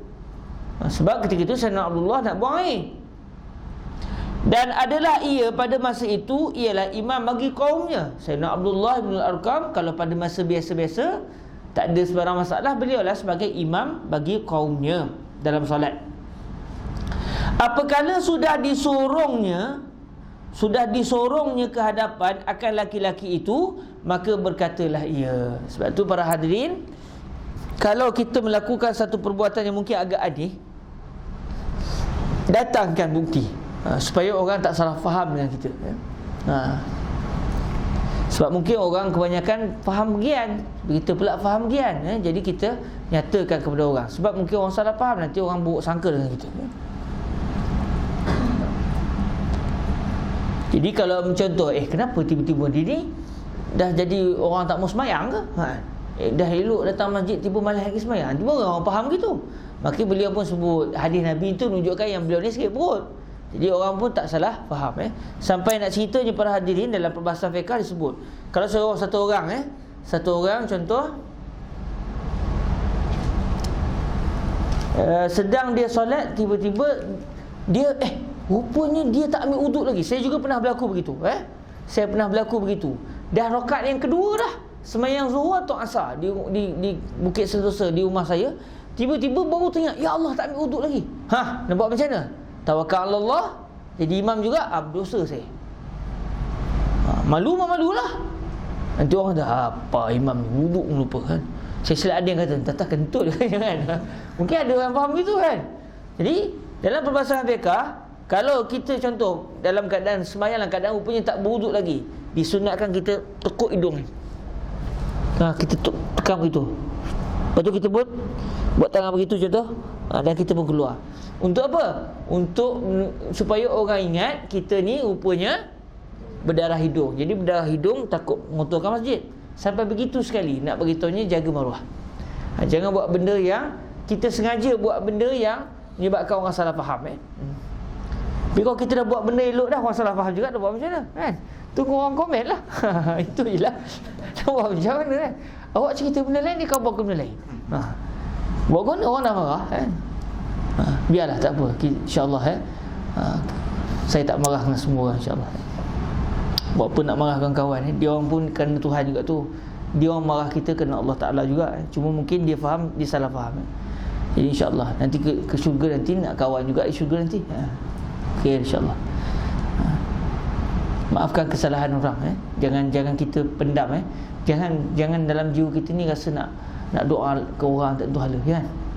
Maki orang maki kita doa, ya Allah, jadikan orang maki saya ni, jadikan dia diberkati Tuhan, jadikan anak-anak dia orang soleh, jadikan dia dapat rezeki yang murah. Kan senang hati tu. Dia maki kita, makin kita kuat dia. Semakin kuat dia maki kita, semakin banyak pahala dia. Kita pun insyaAllah makin banyak pahala. Ini kalau dia membawa kita sikit, ya Allah, hancurkan dia kan, bunuhlah dia. Jangan gitu siah kawan tu. Walaupun doa orang kena zalim tu makbul. Doa bila dah kena makbul tu, doa yang baik-baik. Doa yang baik, InsyaAllah diberkati Tuhan. Saya dengar katanya Habib Omar, Habib Omar, Habib Omar yang makruf, Habib Omar yang selalu bin Al-Hafiz yang selalu turun ke Malaysia. Saya dengar cerita anak-anak murid beliau, Habib Omar ni antara amalan beliau, sebelum tidur beliau akan memaafkan semua kesilapan orang yang buat kepada beliau. Ini jiwa besar. Itu jiwa Rasul sallallahu alaihi wasallam. Bukan nak intiqam, bukan kita nak membalas, bukan kerja kita nak tak tentu hala, tak, doakan kebaikan kepada orang. Sebab ialah contoh macam anak kita buat, dia marah kita nak geram dengan dia. Maafkan. Khair insyaAllah. Tu saja nak tunjuk dia orang sufi lah tu. Tak apalah. Tu pulang. Mana tadi? Tak jumpa dah. Okey. Maka berkatalah ia, waqal sami'tu Rasulullah sallallahu alaihi wa alihi wasallam yaqul, idza uqimatis salatu wa wajada ahadukumul khala'a falyabda bil khala'i. Dan katanya telah aku dengar Rasulullah sallallahu alaihi wasallam bersabda ia, apabila qamat sembahyang orang dan telah mendapat seorang daripada kamu akan mau ke jamban, sama ada imam ke makmum ke tak kisahlah, maka hendaklah mula ke jamban, kerana yang demikian itulah menambahkan khusyuk dan khuduk di dalam sembahyang. Kalau perasan kan, kerana yang demikian itulah, itu bukan daripada hadis itu adalah ta'lil dan juga huraian Syekh Idris Al-Marbawi jazahullahu anna khairul jazaa. Beliau berusaha berat untuk memastikan hadis Nabi ni difahami baik oleh orang yang tidak mempelajari ilmu secara dalam. Kita yang belajar secara, yang boleh kata dalam-dalam sikit-sikit ni pun kita dapat manfaat. Subhanallah. Sebab tu kitab ni kitab barakah. Cuma kitab ni tidak dikhidmat betul-betul lagi. Moga-moga Allah Ta'ala mempermudahkan usaha untuk kita berkhidmat bagi kitab ni, dengan membaca, dengan mengulang kaji, dengan kita menghuraikan, dengan kita cetak secara baik, dengan kita perhatikan mana yang jatuh, kita nyatakan yang sepatutnya macam mana, untuk kita mengkhidmat kitab ini. Kitab terpanjang di alam Melayu setakat yang kita tahu, yang menghuraikan hadis Rasulullah sallallahu alaihi wasallam. Dan ia cabaran kepada kita. Syekh Al-Marbawi 21 jilid. Kau berapa jilid pula? Ni orang Perak ni, orang Kuala ni. Orang Malaysia kita. Dalam keadaan hidup beliau susah. Bukannya orang senang, orang susah. Sebelum nak ke Malaysia, bila Allahyarham Dr. Aziz An-Nafi tanya kepada beliau, Tuan Syekh, kita nak musafir ni, saya nak tanya betul-betul ke Tuan Syekh ada ke berhutang dengan siapa-siapa? Sebelum nak turun rumah, Allahyarham Ustaz Dr. Aziz An-Nafi cerita, saya tanya, beliau cerita kepada saya. Jadi setelah ditanya, ditekan, akhirnya beliau sebut adalah sikit-sikit hutang. Nak bayar hutang sikit pun, mungkin nilai kita sekarang ni nak 100 genih begitu je, tak cukup duit nak bayar. Padahal sahibul muallafat, himmahnya tinggi, hidupnya miskin, susah. Tapi subhanallah, Allah ganti dengan, bayangkan setiap hari rasanya kalau Allah terima amalan kita, pahala sampai kepada beliau. Maknanya ini yang kita nak bawa bekalan ke akhirat nanti. Jadi ia juga sebagai cabaran kepada kita sebagai talibul ilmi untuk jadi seperti beliau. Beliau mempelajari ilmu secara matang, secara dalam dengan Syekh Muhammad Ibrahim As-Samaluti. Dari awal-awal mukadimah disebut, aku belajar hadis dengan siapa? Dengan Syekh Muhammad Ibrahim As-Samaluti Al-Maliki. Tengok beliau punyalah payah buka kitab Al-Um. Hari ni tak apalah, ada internet. Zaman tu kena beli kitab. Beli kitab, kalau tak ada duit nak beli macam mana? Semua tu masyarakah dan kesukaran. Belanja pun tak tentu kadang-kadang, tapi tetap boleh menghasilkan kitab seperti ini. Takkanlah kita dalam hidup yang serba senang tidak punya semangat seperti beliau. Kata Abu Isa, dan pada bab ini ada riwayat daripada Sayyidatuna Aisyah dan Abi Hurairah dan Thauban dan Abi Umamah radhiyallahu taala anhum. Dan kata Abu Isa lagi, bermula hadis Abdullah ibn al-Arqam radhiyallahu taala anhu ini ialah hadis hasan lagi sahih. Kita berhenti setakat ini dahulu insya-Allah. Semoga diberkati Allah Subhanahu Wa Taala. Besok hari apa? Besok hari Rabu. Rabu besok ada majlis Besok ada majlis khatam dengan Ustaz Nazrul. So kita tak ada baca kitab.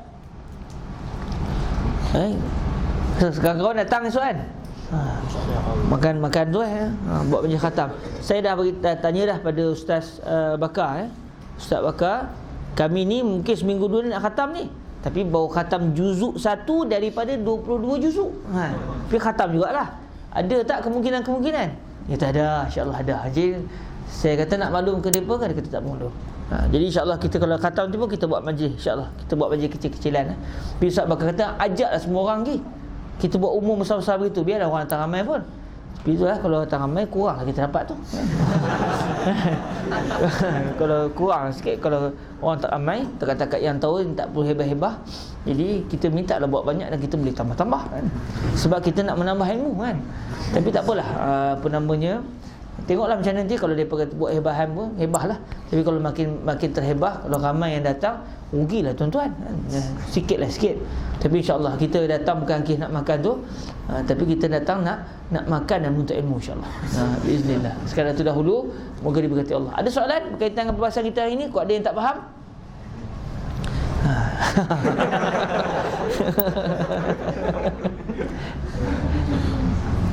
Ada sahabat tanya. Sahabat mana akhi? Silakan. Apa maksud amanah pada ilmu? Amanah pada ilmu. Soalan yang dahsyat Amanah pada ilmu semestinya bermaksud hendaklah kita menuntut ilmu. Satu, maknanya kita memang menuntut ilmu. Macam kita hari ni, kita datang ke Mesir sebagai pelajar. Amanah kita apa? Menuntut ilmu. Maknanya kalau kita datang sini berfoya-foya, kita tidak amanah dengan ilmu. Itu amanah dalam menuntut ilmu. Saya sengaja tulis post yang terakhir itu sebab itulah Barah Al-Azhari. Dan saya tengok alhamdulillah, bila tengok adik-adik mutakhir ni semangat. Cuma belajar Azhar ni dia ada beberapa fasal.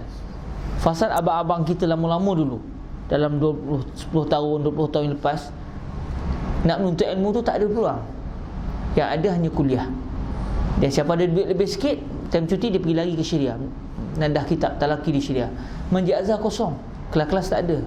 Syekh Said Shaltut cerita sejarah hidup awal beliau, mencari kitab nak baca waraqat pun tak ada orang nak baca. Tak ada siapa, tak jumpa. Akhirnya sampailah beliau bertemu dengan Syekh Ali Jumaah, lantas beliau ikut Syekh Ali dan sampailah alim sampai ke hari ini. Jadi lapis abang-abang lama tu, rezeki mereka begitu. Kalau kita duduk zaman itu pun rezeki kita dekat tu. Jadi tak boleh kata apalah. Tapi yang kalau pada zaman itu pergi kuliah pun tidak, apa pun tidak, sampai orang dulu kata mereka pergi kuliah 3 kali je. Buat kernih, ambil periksa, tengok keputusan. Kalau begitu itu tak amanah. Itu tidak amanah dalam menuntut ilmu. Sebab orang yang tidak menuntut ilmu dengan baik, macam mana dia balik nanti dia akan jadi penuntut ilmu, dia akan jadi sebagai syaikh. Faqidu syai' la yu'ti. Tapi orang marah sebab mungkin pecah temelang. Masyarakat akan tanya, saya nak tanya ustaz, kebetulan ustaz belajar dengan siapa? Menaya nak jawab. Jadi sepatutnya kalau dia seorang yang amanah dalam menuntut ilmu, dan kebetulan masa belajar dulu dia tak menuntut ilmu, dia kena sebut, saya ni tuan-tuan panggil saya ke kuliah mengajar ni, minta maaf sebutlah, saya kat Mesir dulu memang tak belajar. Guru langsung tak ada. Adalah guru-guru tu, tapi adalah setahun tu 2-3 kali je pergi. Tapi kalau tuan-tuan nak suruh saya mengajar, saya boleh baca kitab. Tapi saya termerang je lah, takat yang saya tahu je lah. Kalau tuan-tuan sanggup, ahlan wa sahlan. Kalau dia sebut begitu, tak apa, dia amanah. Tapi masalahnya tidak begitu. Orang tak tahu dia tak menuntut ilmu. Dan kalau orang tahu dia di sini tak belajar dulu, orang tak akan panggil dia. Orang tak akan jemput dia ke masjid dan surau. Sebab mana ada masyarakat nak belajar ilmu dengan orang yang tak menuntut ilmu. Baik, amanah menuntut ilmu adalah kita kena datang sini dan kita kena belajar betul-betul. Itu satu, amanah. Yang kedua, kena pastikan kita belajar tu daripada sumber yang betul. Ada orang dia menuntut ilmu juga tapi dia salah pilih guru. Sebab tu dalam perbahasan dulu, ulama-ulama sangat mementingkan kita menuntut ilmu ni dengan orang yang betul-betul telah mendapat kelayakan untuk mengajar. Sebab walaupun ramai orang menuntut ilmu, tapi bukan semua orang menuntut ilmu dia jelas apa yang dia belajar tu. Sebab tu dulu dia ada istilahnya ijazatut tadris. Ijazah at-tadris, kebenaran untuk mengajar. Kalau kita tengok dalam kitab-kitab, contoh Imam Malik tidak berfatwa melainkan setelah ulama pada zaman itu membenarkan beliau fatwa. Macam mana beliau benarkan fatwa? Sebab Imam Malik belajar, orang ni syekh ni tengok, syekh ni dah uji, dah betul tahu, ini orang pandai, dia ni boleh baca. Kalau dia mengajar tak lari maklumat, betul. Jadi maknanya kena pastikan belajar betul dengan orang yang menuntut ilmu. Bukan sekadar menuntut ilmu, bahkan dia itu telah diberikan keizinan oleh si gurunya untuk mengajar. Okey? Dan ini juga antara masalah yang berlaku bila Azhari bila pulang ke Malaysia, dia mengajar. Dalam keadaan kalau dia tak belajar lagi dahsyat. Di Mesir tak belajar, balik Malaysia mengajar. Naya. Atau di Mesir dia belajar, tapi kebetulan rezeki dia Allah takdir dia ni jenis orang tak cerdik. Ada juga orang itu, dia rajin, dia pergi mengaji rajin, tapi dia ni kebetulannya rezekinya tak cerdik. Tak apalah, tak cerdik tu dia tak berdosa. Tapi masalah bila dia tak cerdik, dia pula nak mengajar, naya lah orang. Habislah mintang pukanglah maklumat tu. Okey? Jadi maknanya amanah dalam menuntut ilmu, belajar. Pertama, kena belajar. Yang kedua, kena pastikan guru yang kita nak mengaji tu memang guru yang telah diperakui oleh gurunya, yang dia tu memang orang yang boleh mengajar. Saya sebut ni bukan nak suruh promote saya, datanglah kelas saya. Sebab saya telah diizinkan oleh Syekh Said bin Syatub, bahkan dipaksa oleh beliau untuk mengajar. Begitu juga Ustaz Nazrul yang telah diizinkan oleh Syekh Ahmad Mamduh. Cuma mungkin orang salah faham, nak suruh promote ruak jawi dia lah tu, kan? Mungkin orang salah faham gitu. Tapi bukan begitu maksud kita. Maksud dia, belajarlah dengan orang yang telah mendapat kelayakan untuk mengajar. Sebab tu bila di Malaysia ada dipanggil tauliah mengajar, untuk memastikan fulan ni betul ke dia boleh mengajar. Walaupun dia rajin mengaji, tapi tak semestinya orang yang rajin mengaji boleh mengajar, kan? Semestinya bilangan guru akan lebih sedikit bandingkan bilangan murid. Yang belajar ramai, tapi bukan semua yang mengajar itu, belajar tu boleh mengajar. Kalau dia ni kebetulannya IQ dia tak kuat, tak pick up, dia mengajar merosakkan orang. Lebih baik dia tak mengajar. Sebab dia tak mengajar itu menyelamatkan orang. Kalau dia mengajar, merosakkan orang. Walaupun dulu dia mengaji. Bayangkan kalau dia tak mengaji, lagi rosakkan masyarakat. Yang maknanya saya tak langsung, dia tak boleh belajar dengan orang yang tak belajar. Hari ni kadang-kadang saya tengok fulan mengajar mengata, tapi alamak, dia belajar dengan siapa terputus sanad tu, sanad tadris tu. Fulan diizinkan oleh si fulan ni pula diizinkan oleh tuan gurunya oleh si gurunya. Terputus barakah itu yang kadang-kadang menyebabkan berlaku kesilapan dan juga kerosakan. Jadi amanah menuntut ilmu, belajar. Dia tak boleh jadi orang yang tidak belajar. Kita dapat zakat pun zakat pelajar. Walaupun dari segi pembahasan fiqh tak ada zakatul talabah. Zakat kita ni, maksudnya mazhab Syafi'i kita zakatul fuqara. Sebab kita belajar ni kita tak sempat nak cari benda lain, jadi kita diiktibar fakir. Okey? Kita kena belajar. Dalam masa yang sama, pastikan kita belajar dengan orang yang punya kelayakan untuk mengajar. Maknanya dia tu saya tak langsung mesti belajar, mesti punya guru yang muktabar. Bukan main hentam Google, bukan main hentam buka Facebook. Ada juga orang style begitu. Dia tak belajar tapi dah terdesak nak mengajar, dia main hantam taram gitu, buka apa sebenarnya. Ini tidak amanah. Dan yang ketiga, amanah dalam menuntut ilmu juga adalah sekiranya dia itu ditanya dengan satu soalan yang dia tak tahu, dia kena sebut saya tak tahu. Jangan malu kata saya tak tahu. Dulu saya juga berlatih kat tu, dah sebut saya tak tahu, berat juga tu. Banyak orang kata sebut ginilah, saya murajah balik. Nak kata saya tak tahu tu malu. Saya murajaah balik. Jadi bolehlah kalau kita nak pakai saya nak merajah balik, nanti saya cek semula, bolehlah. Tapi kalau kita nak gambar saya tak tahu pun betul juga, kan? Memang dah tak tahu, saya tak tahu.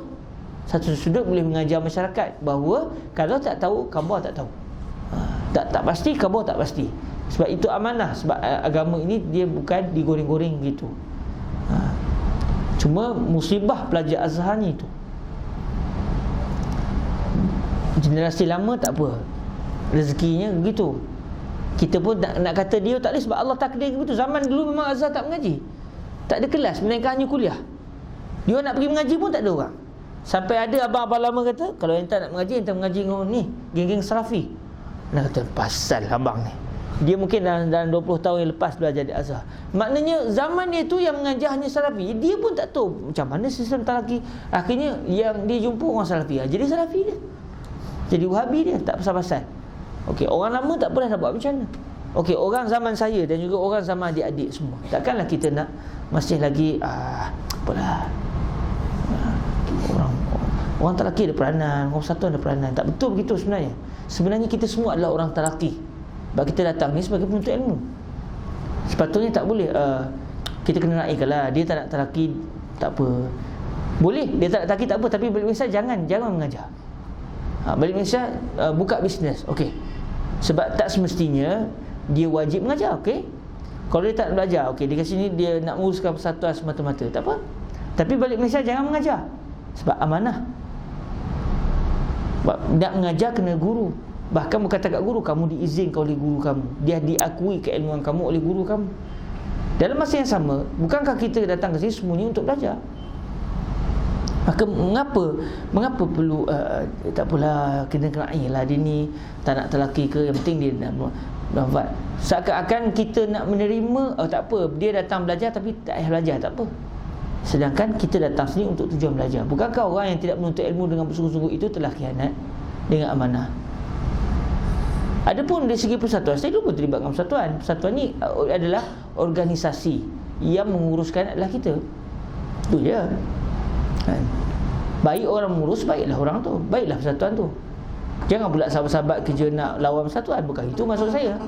Tapi memastikan persatuan itu sebagai sebab untuk kita semakin bersemangat untuk menuntut ilmu. Dibuat ni program-program yang baik. Tapi kalau program yang ada adalah program yang banyak main, nayalah. Sebab kita datang sini bukan kita masuk kuliah sukan ataupun kuliah berjalan-jalan, kuliah rekreasi. Bukan itu tujuan kita. Tujuan kita untuk ilmu. Maknanya persatuan yang ada, dia mesti ke situ, dia mesti ke arah itu. Apatah lagi yang lebih menyedihkan, kebanyakan kita lihat mahasiswa di Mesir banyak yang tidak belajar secara baik. Dan kena ingat, agama ni, ilmu agama ini, walaupun di universiti itu sistemnya rasmi, bertalaki ni tidak rasmi, tak ada pun ada syahadah. Kan kita pergi nadah kitab bukan dapat syahadah, tapi kena ingat sebenarnya yang belajar di luar itulah hakikat sebenarnya. Adapun di universiti tak akan dapat semua. Maknanya kalau satu orang itu dia tak pergi menadah kitab, dia tak bertalaki dengan para masyayikh, dia hanya pergi ke kuliah, dia lagi baik daripada orang tak belajar langsung, tetapi dia juga bahaya kerana ilmu yang dia pelajari tidak matang. Tapi dia rasa dia telah belajar, keputusan pula baik, jidan, dia balik Malaysia. Kadang-kadang orang begini bahaya, sebab dia boleh merosakkan orang dengan status dia. Saya, ni master saya, ni PhD saya, dalam keadaan dia tidak menadah ilmu dengan para masyayikh. Universiti sistemnya, ada ulama kata universiti ni merosakkan. Dia rasa dia alim padahal dia bukan alim. Sampai disebut sijil universiti ni syahadatuz zur, syahadah penipu. Syahadah menunjukkan si fulan alim sedangkan dia bukan orang alim. Sebab dia tak dapat belajar dengan sempurna. Tapi tak buat macam mana, sistem kita begitu. Dan kalau Al-Azhar nak buat boleh, BA saja letak 15 tahun. Siapa nak datang? BA 15 tahun, Master 10 tahun, PhD 10 tahun. Habis PhD, kolu terus. Dah berapa tahun dah belajar tu kan? Kolu orang faham, orang Perak tahu lah kolu ni apa kan? Kolu inna lillahi wa inna ilaihi raji'un. Jadi maknanya bahaya juga sebenarnya. Tapi lagi bahaya orang yang dia datang sini sebagai orang yang bersuka-suka, bergembira, bersemangat, berjuang, bertakbir dan sebagainya. Balik Malaysia, dia lah sebagai tonggak ulama besar, sedangkan dia tak belajar. Itu tidak amanah. Tapi nak buat macam mana bila kita sebut perkara ni sensitif. Tapi sensitif pun kena sebut juga, sebab kalau tidak kita akan terus menjadikan generasi Al-Azhar ni generasi yang tidak bersemangat dan tidak bersungguh-sungguh, tapi balik Malaysia dinobatkan sebagai ulama. Kalau dia tak nak belajar di sini, dia nak main-main, okey, boleh. Balik Malaysia jangan pakai pakaian ulama, jangan belagak jadi ulama. Dengan maksud bila orang kata dia, minta maaf saya kat Mesir dulu tak belajar, saya tak boleh nak jawab, sebab saya syarul benda lain. Tanya pengurusan saya tak apa. Tanya kalau tu bilang kat Mesir dulu saya suka berjalan, kalau nak suruh saya buat travel tak apa. Tak apalah, benda baik juga kan. Sekurang-kurangnya dia tak buat benda haram. Tapi jangan mengajar, sebab itu amanah. Seorang doktor main sini tak pergi ke kuliah, balik Malaysia nak injek orang, naya orang. Begitulah perumpamaannya. Kalau di sini dia tidak belajar, balik Malaysia macam mana dia nak mengajar, merosakkan orang. Jadi amanah dalam menuntut ilmu ni, pertama dia kena belajar. Alhamdulillah saya tengok generasi baru ni semangat belajarnya dahsyat. Bagus, teruskan semangat. Tapi untuk pengetahuan, semangat ni biasanya awal-awal. Biasanya begitu. Masuk tahun kedua, malas sudahnya. Jangan begitu. Sebab kita tak amanah. Kita dapat zakat pun atas dasar pelajar, bukan atas dapat zakat sebab nak pergi jalan-jalan kan. Yang kedua, pastikan kita memang menuntut ilmu dengan orang yang berhak, para ulama Al-Azhar kita. Dan tujuan kita buka ruak pun adalah untuk memudahkan para pelajar. Kalau nak ke sana pun boleh, ke sini pun boleh. Bukan paksa pergi sini. Ada orang salah faham pula, nak suruh pergi tempat dia. Tak apa. Hatta kalau sebenarnya sahabat rasa tak nak datang sini, pergi balik, tak apa, tak masalah. Sebab kita bukannya ada ahli pun. Luar Jawa mana ada ahli? Ke ada ahli? Syarikat Agung tak ada. Kan? Yuram tak ada. Kutip derma je kadang-kadang kan. Itu pun orang tak bagi kan. Jadi kita yang penting supaya pelajar-pelajar belajar betul-betul, balik Malaysia nanti kita akan boleh bantu-membantu. Masing-masing ada kekurangan dan kelemahan. Orang ni ahli dalam bidang ni, mungkin tak ahli dalam bidang ni, pakat-pakat tolong. Tapi kita dah bina, belajar contoh 4 tahun. Bila dah belajar takkan belajar sikit, takkan 4 tahun belajar, mesti nak belajar lagi. Mesti dah 10 tahun baru jadi alim semua. Itu pun tak alim lagi. Tak boleh 10 tahun tambah lagi 2 tahun. Tak alim lagi tambah lagi sampai 12 tahun. Akhirnya generasi yang betul-betul begini, dia matang ilmu dia, balik Malaysia dia lah harapan. Harapan kepada umat Islam seluruhnya. Dari segi pentarbihan, orang ini berhak sebab dia dah menunaikan amanah ilmu. Dari segi kalau contoh dia nak berkecimpung dalam bidang politik Islam. Contoh, mudah cerita, dia terlibat dengan parti Islam Malaysia. Orang ini akan memandu PAS ke arah kebenaran, akan memandu PAS berdasarkan aturan syarak. Nak melaksanakan syarak, dia dah ada, dia pakar. Sebab dia dulu belajar. Tapi kalau tidak, naya. Kalau tidak, naya. Sebab dia mengelaburi pandangan masyarakat. Masyarakat tak tahu yang datang daripada Mesir ni macam-macam. Sebab itulah perlu kita bersikap amanah, pastikan menuntut ilmu dengan baik, pastikan belajar betul dengan orang menuntut ilmu, dan pastikan kalau kita tak tahu, khabar tak tahu. Itu benda yang sangat-sangat menakutkan. Ada sahabat-sahabat kita di Malaysia yang insaf dalam masalah ni, dan dia sebut kita sokong Luar Jawi. Sebab benda ni memberi kesan kepada akan datang, kepada masyarakat Islam akan datang. Kalau pelajar Azhar itu pemalas, kaki main. Kalau tak terlalu keterlaluan, kebanyakan sebenarnya. Kalau tak keterlaluan, kebanyakan pelajar Azhar tu pemalas. Daripada dulu, bukan zaman sekarang. Zaman saya jadi presiden pun pemalas. Saya pompang suruh budak mengaji, malas juga. Kita pun malas, tapi malas pun pergi kelas jugalah. Maknanya kalau benda tu betul-betul bahaya kepada generasi yang akan datang, bahaya kepada masyarakat akan datang.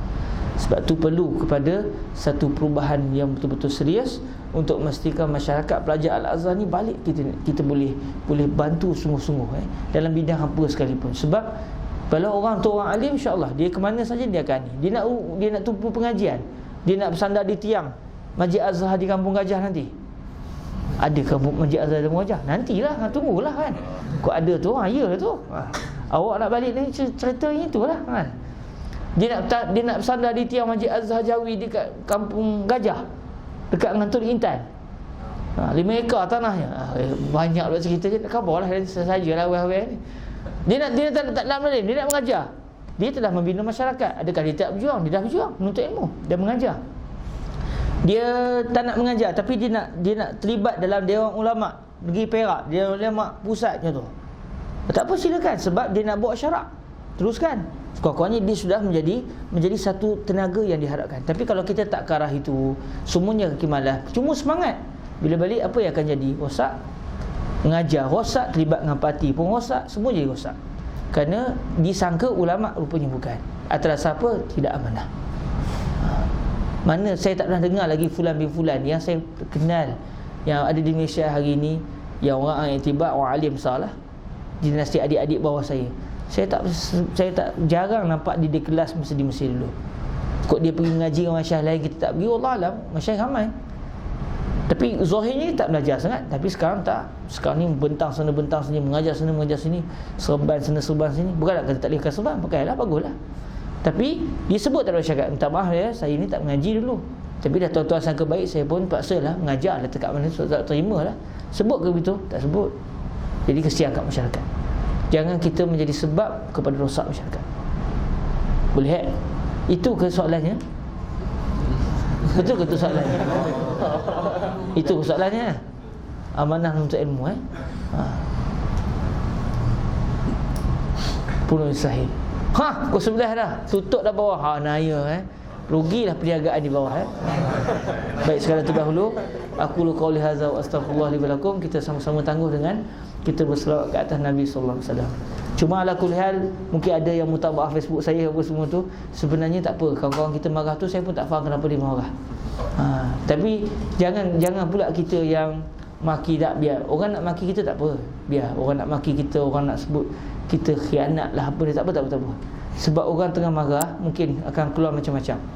Tapi yang penting maknanya kita sebagai orang belajar agama ni kena ada jiwa besar dan kena ada sifat saling menyayangi sama muslim. Tak apalah dia nak marah pun biar, jangan kita pula tambah maki.